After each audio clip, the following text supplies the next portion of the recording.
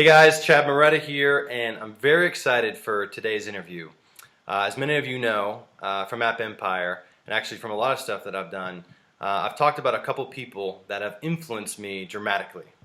And they've inspired me and changed my life, and really a couple of people I hold accountable for the reason that I am where I am.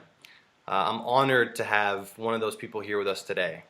Lifestyle design pioneer and New York Times bestselling author, Mr. Timothy Ferriss. Great to have you, man. Yeah, thanks for having me. I really appreciate it. Yeah, so I'm excited. You're doing a crazy amount of things, and just to on record to thank you and to honor you. When I was in the hospital recovering from my accident, I was depressed, I was unhappy, I was trying to figure out what I was going to do, and I've always chased after this dream of being able to live this life that everyone talks about and not have work kind of kill you. And I bought a book, 4 Hour Work Week, when I was in the hospital, and I started reading it, and it was probably the first book, the first piece of information that actually put things in place for me and was able to give me that kind of design where I could follow something and get to a point where I didn't have work, taking over my life. And and a few years later, I'm living that life, and I just want to thank you so much for that. I know you touch a lot of people, but for me, I am so grateful for that, and that's part of my mission too, is giving back and teaching people. So thank you for that. Well, thank you. Are you kidding? It's hugely meaningful for me, and I find writing to be one of the most difficult things out there. So it's feedback like that actually keeps me doing what I do. So thank you. Awesome. Well, speaking of doing what you're doing, you just came out with another book, which I just started reading, and it's tearing up the charts, Mr. 4 Hour Chef. So what preempted that? What got you going to do another book? Yeah, the 4 Hour Chef, in a lot of ways, is the book that I've wanted to write since even before the 4 Hour Work Week, because my obsession with accelerated learning has been with me since high school, if not even earlier. Yeah. And my readers have been asking me for a book on how to tackle any skill. So whether it's chess or Japanese horseback archery or Japanese or Spanish or playing the guitar or whatever, Yeah. do I have an approach that I use for all of these things? And the answer is that I do. I've just never written about it because I struggled with the way to make it fun to read. Since learning, most people associate with school, and I was like, I don't want to do that.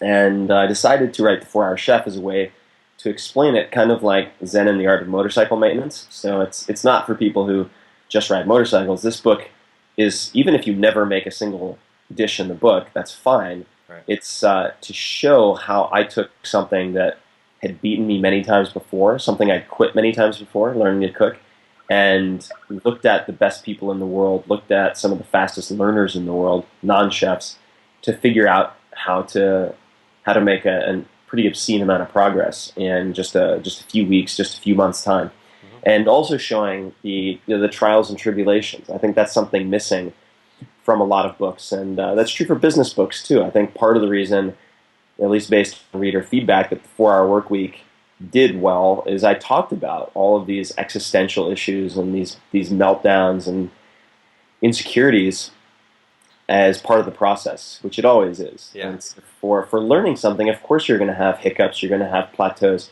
but it's at the end of the day, I do think that people can become world-class, meaning top 5% in the world, in 6 to 12 months without too much trouble if you approach it in a particular way. So that's what the 4 Hour Chef is about. And the subtitle is important. So the subtitle is The Simple Path to Cooking Like a Pro, Learning Anything, and Living the Good Life.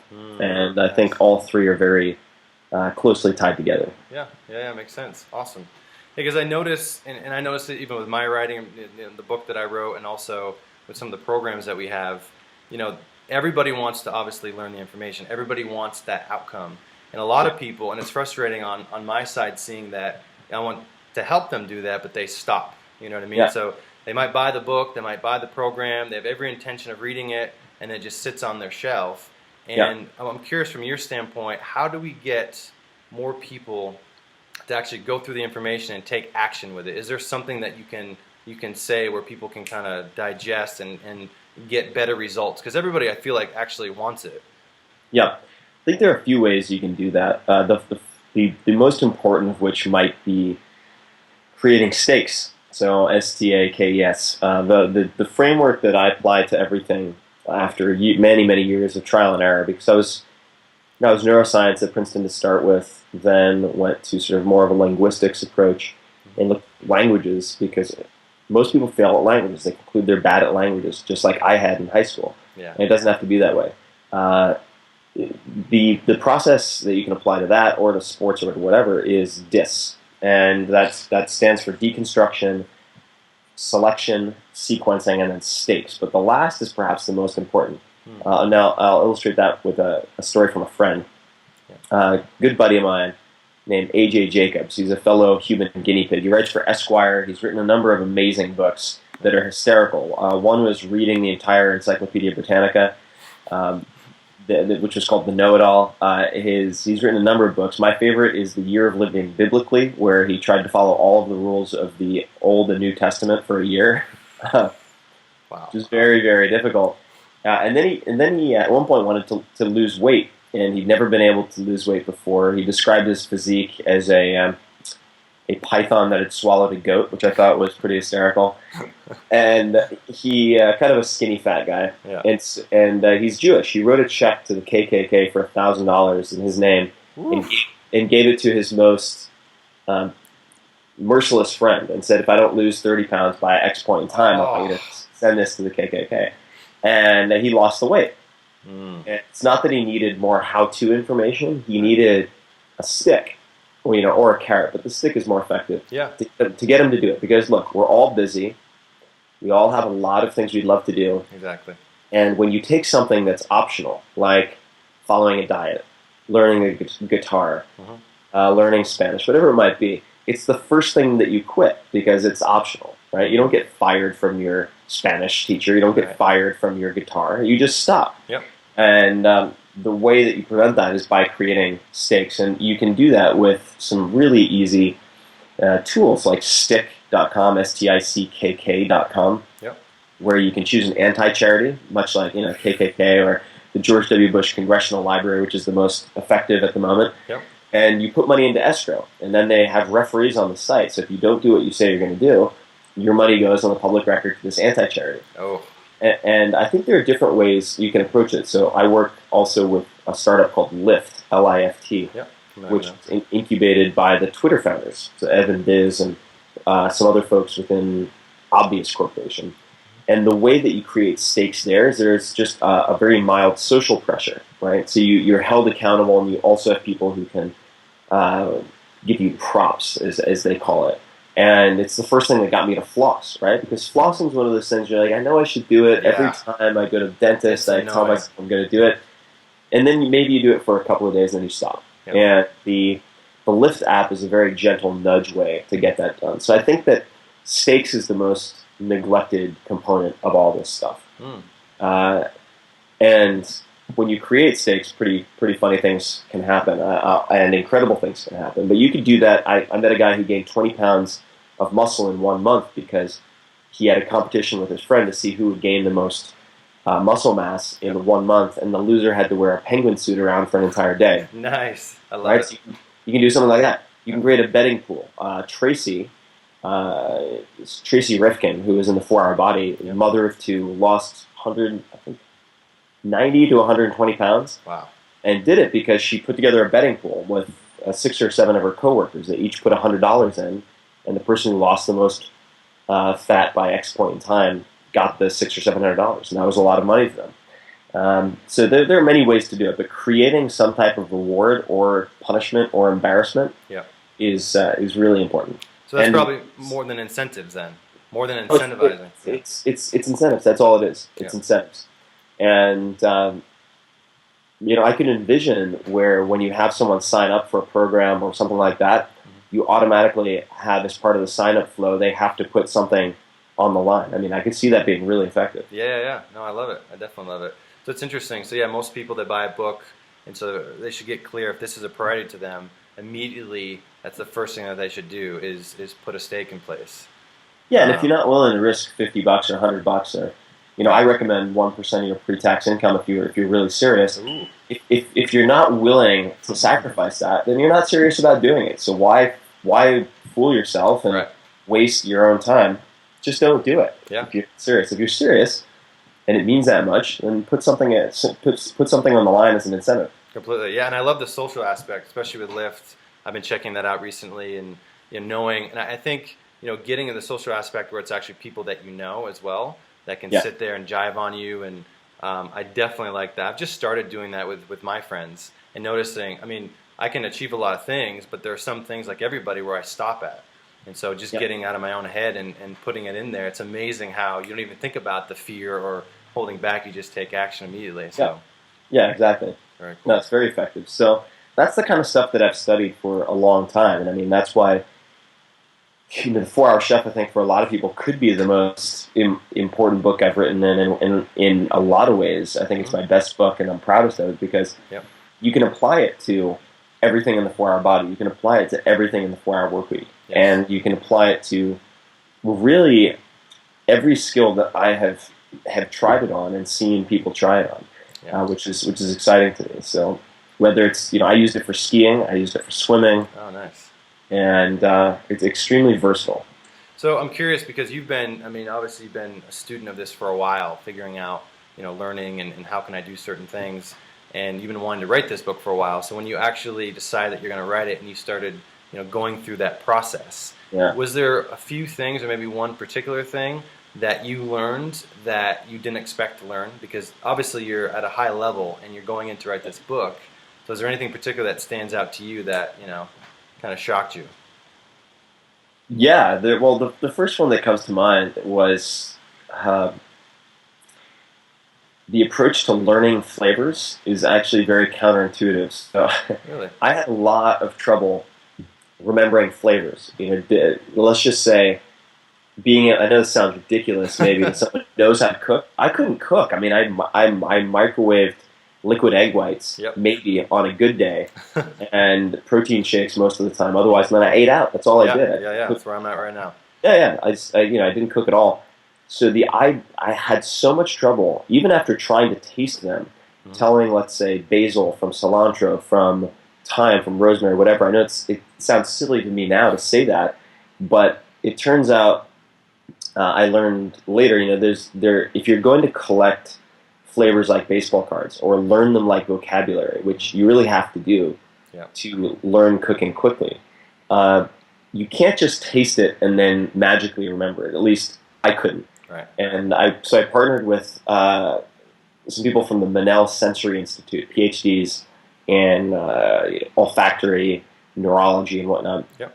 And they sent me some research that indicated that there are taste receptors not only on the tongue but in the throat, and even as far down as the stomach and the small intestine. Really? So what I tried with maybe 5 or 6 spices and herbs that I couldn't remember. I was just like, I'd ask a million times, like, is this cloves? Is this basil or whatever? And I do it over and over, and I get extremely frustrated. I ground them up. I just kind of ground them into a powder, broke them into small bits, and then I would steep them in little bowls, like tea, and then I would taste it like wine, and I would swish it around and swallow it. And it wasn't until I started swallowing this like spice or herb water that I nailed every single one. And that was pretty cool to me to realize that there are taste receptors so far inside the body, which doesn't seem to have an evolutionary purpose necessarily, but that is the case. That's incredible. And just like a lot of people don't realize, for instance, if you're trying to manage depression or something like that, neurotransmitters aren't just produced here. A third or so of your serotonin, right? People think of a feel-good neurotransmitter, what Prozac acts on. A third of it is produced in your gut. So if your microbiome, right, your intestinal bacteria is all out of whack by, let's say, consuming too much Splenda, that could be contributing to your depression. Right. So learning to sort of look at the body holistically can accelerate your progress in all of these things. And that was really fascinating to me. Interesting. And where do you think, Yeah, I mean, there's obviously so much to learn, and especially with our bodies. Our bodies are such a unique, you know, collection of things going on. So, and I know you, I believe you are part of a company that's basically, measuring your blood and stuff like that. Do you feel Yeah. like, we have a lot to go in that area, and that there's constantly, are you jumping into that arena? Oh yeah. Yeah. Yeah, I'm very involved with the self-tracking and blood diagnostics and things like that. So WellnessFX, Yep. just wellnessfx.com is the company that you're mentioning, and I can look at all of my blood results and trending on my iPhone now through them, which is pretty cool. Nice. And I'll be doing a lot more in the sort of quantified self world. I've already done quite a lot, and I've been involved for a long time. I was at the very first quantified self meetup. Oh wow. And I still have my notes from that. But Nice. I would say that the future is going to be probably something closer in the very near term. And I'm actually invested in a company that's doing this, but something like a nicotine patch that tracks hundreds of different biomarkers 24/7, as opposed to just getting a blood draw once every few months or once every year, which a lot of people do. And I would suggest doing that kind of stuff every 2 to 3 months, because you can't really trend properly otherwise.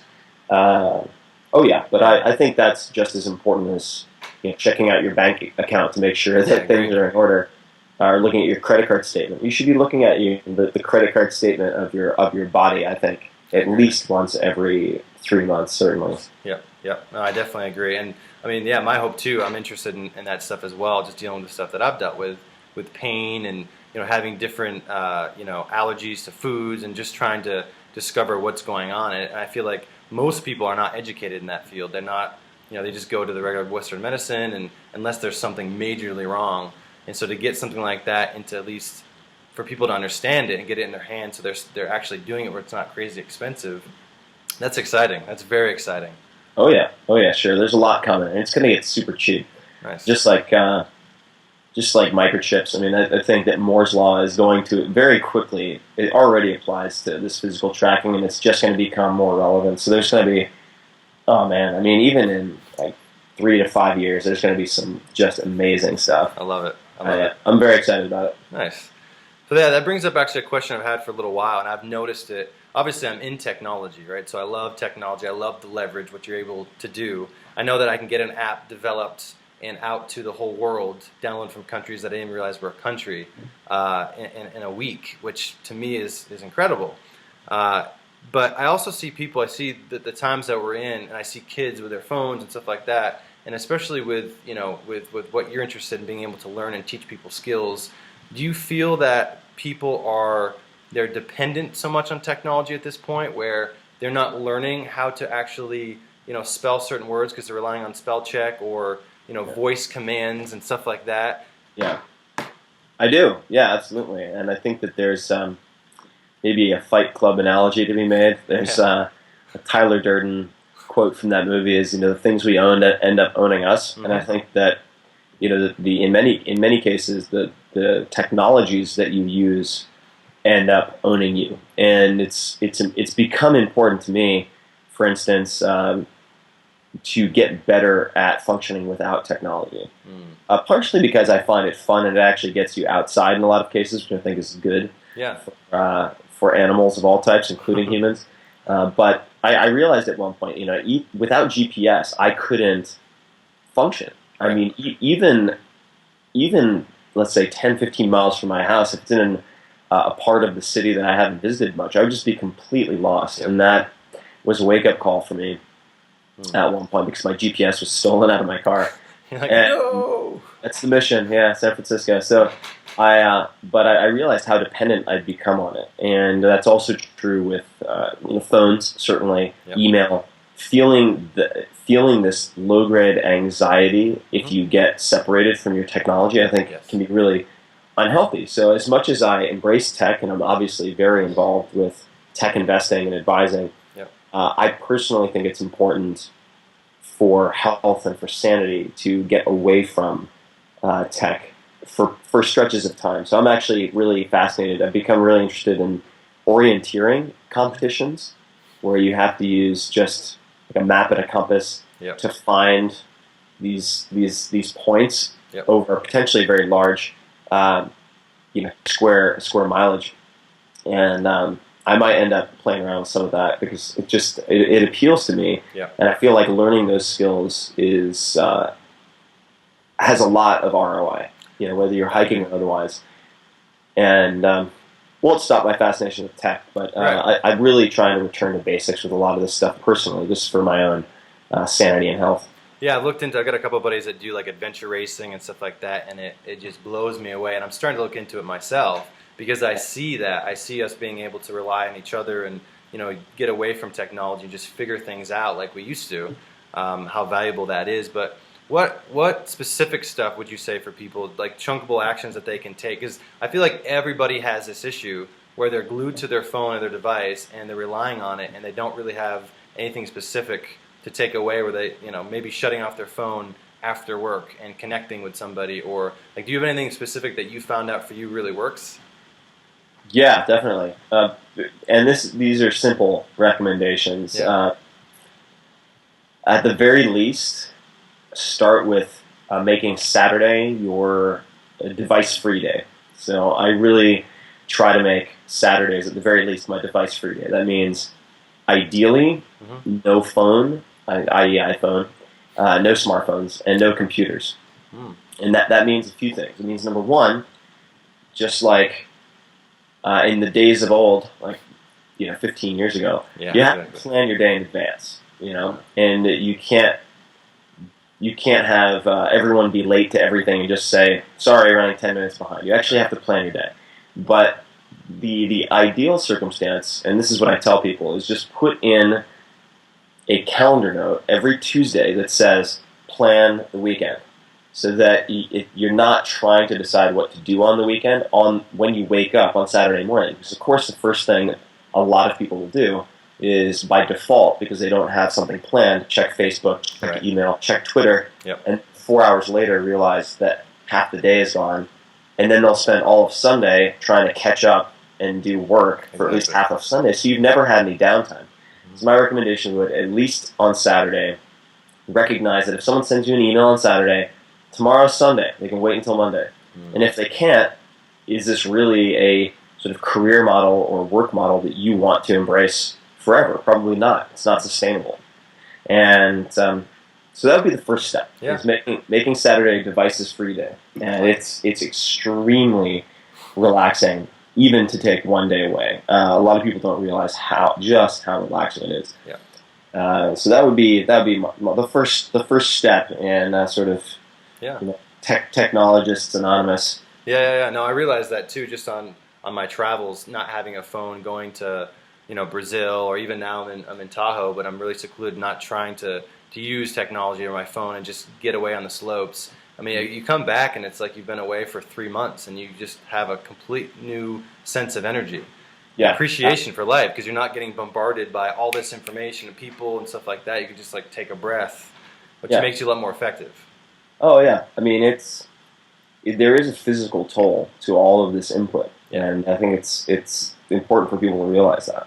Yeah, and I noticed too, 5 years ago, you're waiting in line for something, you're at buying tickets, or you're at the supermarket, and before you used to daydream, you just sit off and look up, and you start to daydream and create stuff in your mind that you wanted to do, and now people are not processing that. They're actually looking down, and they're just reacting to that stimulus in front of them.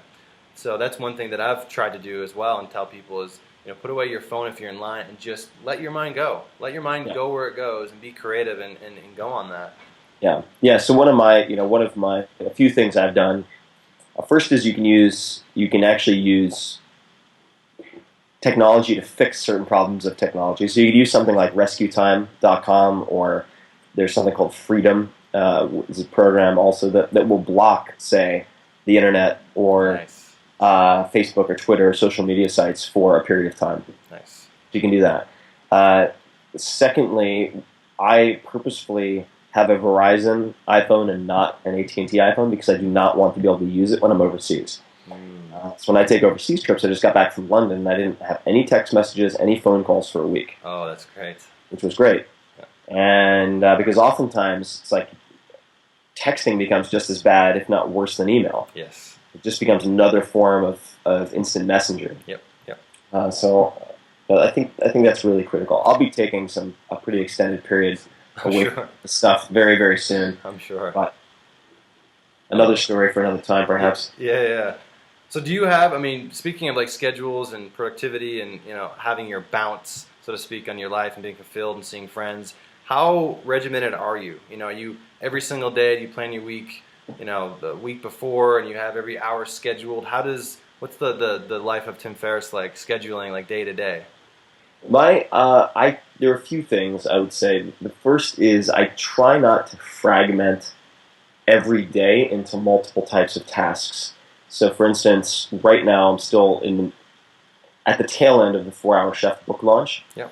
So I'll take, for instance, an entire week and dedicate that to interviews and meetings in Los Angeles. Right? And then I'll take a 3-day stretch and dedicate it to meetings and media in New York City. And I will only or primarily do those things. And then if I have, let's say, paperwork, accounting, these types of things that I have to deal with that, Yep. I will block out, say, a Monday and just focus on processing that type of work. Rather than saying, I'm going to do emails for this period, phone calls for this period, and bouncing from one task to the next because there is a cost, cognitive cost, and a time cost to doing that. So I really try to batch those things. For instance, if I'm checking email, I'll try to identify the email threads that are best addressed via phone. Then I'll make a list of those things, and then I'll use either my normal phone, Google Voice, or Skype on my iPhone to address all of those while I go for an hour-long walk in the sun to get to a point where then I can sit down and do something else. But I'll try to batch Yep. those calls together. Oh, that makes sense. And but I'm not. I wouldn't say hugely regimented. I have certain rituals. Let's say in the morning with my my tea and whatnot that I like to stick to because it helps me to have a calm entry into the day. Yes. But I'm trying to calendar less actually. So if it's not mission critical and someone's like, "Hey, let's schedule a call for this," like, just try me. And Right. if I can do it, I'll pick up. If I can't, I won't. But really trying to calendar less because I think that's a source of, at least for me, is a source of stress when I commit to too many things and have all of these fixed interruptions for the next 3-4 months. I find that anxiety producing. So I'm trying to do less of it. Yeah, me as well. No, it makes sense. I've tried to do 3 hours of work on this, 3 hours of work on that, and it melts together, and I get stressed, and it's not that productive. And I definitely see what you're saying. Just sticking to one thing and focusing on it, and just getting it done, even if it's for a week or 3 days. But that's your main outcome, and don't splice yourself too thin. Yeah, exactly. Yeah. Exactly. Very cool. So yeah, one thing that I've gone into too. Obviously, I've learned a lot of different things, and some things stick, some things don't. And so I'm curious with what you've learned, and especially in the 4 Hour Chef, is there something that someone needs to do? So for instance, now you can identify, with your taste buds, you can actually tell if it's cilantro, if it's mint, or whatever it is. Do you feel like that's going to go away? Is there something that you have to do to kind of harness that skill? Yeah. The taste, surprisingly, is, to me perhaps, is very persistent. So it was harder for me to gain that vocabulary, but it's also it doesn't seem to go away. And I think that there are different different skills. Obviously, some have more persistent effects than others. I mean, now that I know how to swim, I'm not going to forget how to swim, even though I couldn't swim at all until 3 years ago. But if you take something like, I speak 5 languages, including English, which is again really amusing because I concluded I was bad at languages when I tried to learn Spanish or had to learn Spanish in school. Wow.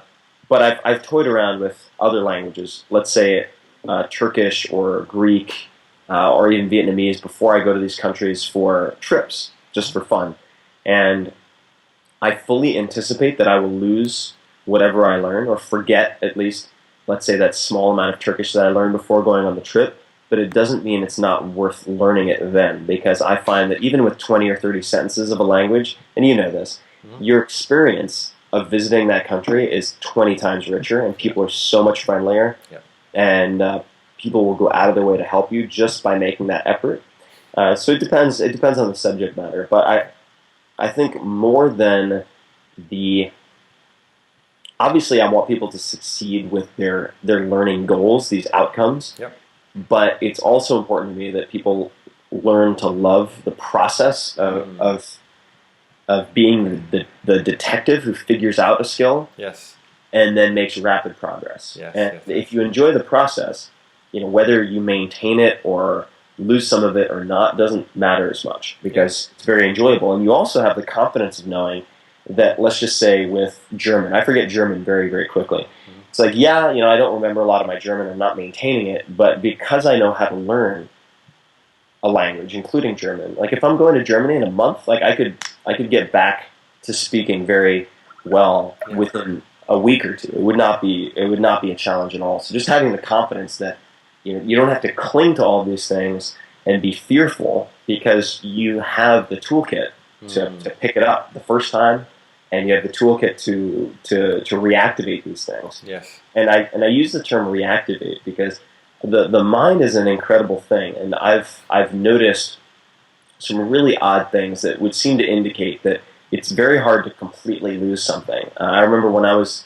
learning German the first time in 2005, and I got to a fluency point that was similar to my Chinese, maybe, let's say, 6 years before, but I had thought that I'd forgotten all my Chinese. And then I would be speaking in German, and I would remember all of this Chinese. It just started coming out. And so I do have my approaches for sort of reactivating forgotten languages also, which I've written about on the blog as well. But yeah, I think that the toolkit can be used many, many different ways. Yeah. So is there any, I know you've written about this as well, but just for the people watching, is there certain things, maybe a few things that they can make the process fun? Because I agree with you. I think that is actually the main component to staying with anything is that process. And I feel like a lot of people, they haven't figured out what actually makes them have fun or enjoy that process. And so they keep doing the same thing, expecting different results. And then they get fried, Yeah, there are a couple of things. So the first would be in the deconstruction chapter of 4-Hour Chef, I list the questions that I use when I'm interviewing experts. So let's just say I'd found you, and I wanted to learn a new sport. So we could pick anything. I mean, I did this with surfing, right, for instance. And the way that I went about, with surfing or anything, is I would look for, silver medalists, Olympics, sport, and then the city name, right? Let's just say if I'm looking for someone local. But looking for someone who was very close to being the best in the world or the best in the world some time ago, and then spending like $50 on a Skype session, honestly, and interviewing them like this. And I have a list of questions which would include things like, how did you train to become the best? How is it different from how you train now? Who are the most controversial coaches, and why are they controversial? What's your opinion? What can someone take away from what they teach? Like controversial, successful coaches, right? Who are people who are very good at, say, surfing or what you do, who shouldn't be because they're really old, really fat, really slow, whatever, it doesn't matter. To figure out how those people use technique to overcome their lack of attributes. And I have this sort of list of questions. And when you go through those questions with an expert, it's really not that expensive at all. Then you can immediately double, triple, quadruple your learning speed. I mean, it's just from a 30 to 60 minute Skype session like this. Wow, okay. And I remember using Skype video when I was in Berlin a few years ago. No, not even. It was about a year and a half ago.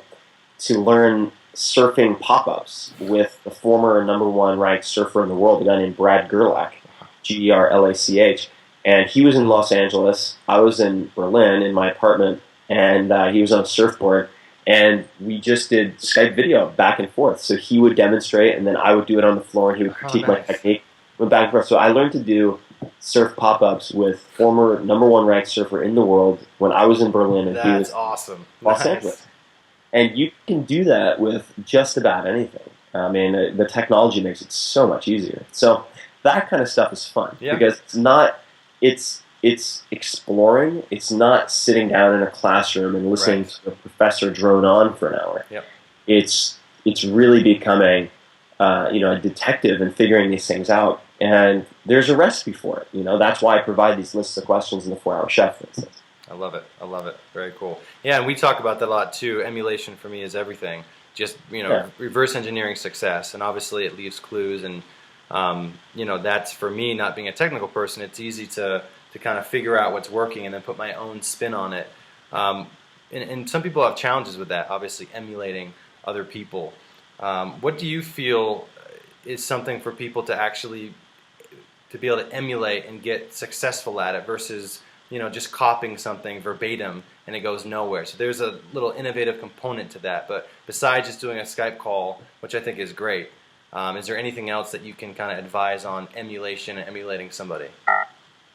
Yeah, there are a lot of ways to go about emulating. I think that people are very bad at self analysis, and it's not necessarily their fault. For instance, I remember when I was first doing the tango in Argentina, and I went from my first class to World Championships in about 6 months, and I took it very seriously. But I was watching a lot of video, and I was taking a lot of video of techniques, and I thought I'd nailed 80% of it. I was like, I know I have a long way to go. I think I've nailed 80% of it. And then I finally decided to take video of me dancing with someone else, and I was just like, oh my God, that looks terrible. It looks terrible. I just had no idea that I was screwing up so many aspects of it. I just couldn't tell.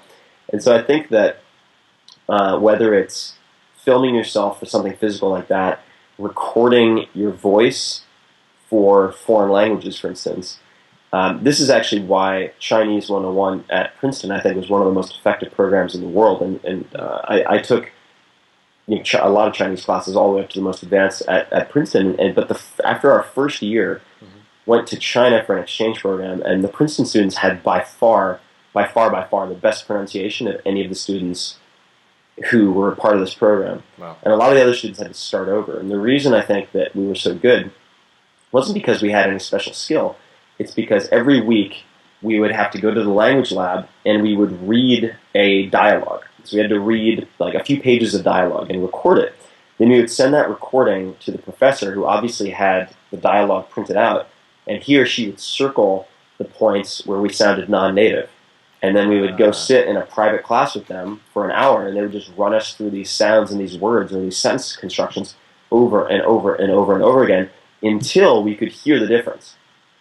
And did that every week. And man, our pronunciation was awesome. And I'm not saying it was perfect, but it was so far beyond anyone else. Yeah. And it's because we had that built-in feedback loop. Yep. So I think that reviewing your own work critically and having other people review your progress or attempts is very, very important. Which scares people. Anytime you tighten that feedback loop is really important. Yeah. No, that makes sense. Yeah, I feel like a lot of people, they get scared of that, and that probably is one of the most important things to do, because if you don't know what you're doing, you can't see yourself, then it's hard to kind of course correct to get to where you want to get to. Yeah, you can't. So I use that whenever possible. And in everything that I do, I always think about, how am I going to get feedback? How am I going to have someone else point out the things that I'm not seeing? Because of course, if you're a novice, you're not gonna. If you're playing the guitar and your fingers are like slightly off, or you've developed a bad habit, who knows what it might be? Right. You're not gonna know. Right. So I use video feedback a lot. I use video recording quite a lot. And it's so cheap. You can just use your iPhone or flip cam or whatever. Yeah. Or you could just use this camera right here. Exactly. It's so inexpensive. I try to use it whenever possible. Photographs and video, really, really helpful. Nice. So do you go into everything you want to learn? Because everyone's obviously different, and you have different skills that some other people don't. So do you go into it like, okay, what is holding me back? What is my weakness? What's my block? And what am I good at? And then you attack it that way? Yeah, definitely. And I very frequently look at things that may be a portion of a skill. I try to identify the things that have maybe caused me to quit or fail in the past, and then look for methods that will allow me to avoid those things in the very beginning. So, for instance, with swimming, I identified, I broke the skill down. This is the deconstruction step. I broke the skill down to all the different. I was like, well, learning to swim is too broad, right? And so a friend of mine decided that my New Year's resolution would be swimming a 1 kilometer race by the end of the year. Very specific. Okay, great. Now I have my goal. And then I took swimming and I broke it down into all these parts. And anybody can do that. You don't have to know much about swimming. It's just like, okay, well, I could do breaststroke. I could do freestyle. There's kicking. There's arm motion. There's breathing. And I realized that the breathing and trying to breathe caused me to panic. And kicking exhausted me. Like using kickboards, I could never do. I still can't use kickboards. I just don't move for whatever reason.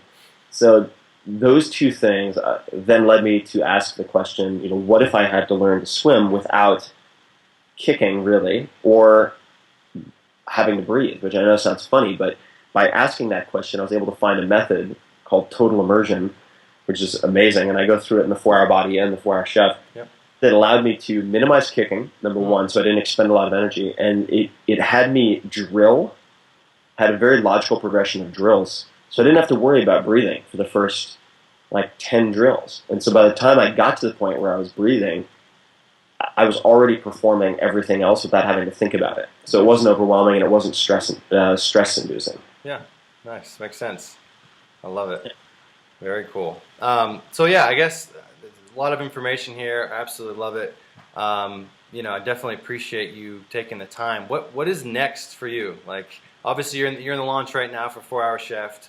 You're killing it. It's on the charts. Your other 2 books are right there as well. What is, after this, you can take a break for a while, you can do a 4th book, or, you've done so many different things. What's next? I'll take a breather. That's next. So I'm not in any rush to write more books. And I'd like to try something outside of books just because I've spent so much time in nonfiction books for the last, whatever it is, I guess. Carry the one. I'm in the first 5 years plus, Yeah. 7 years. And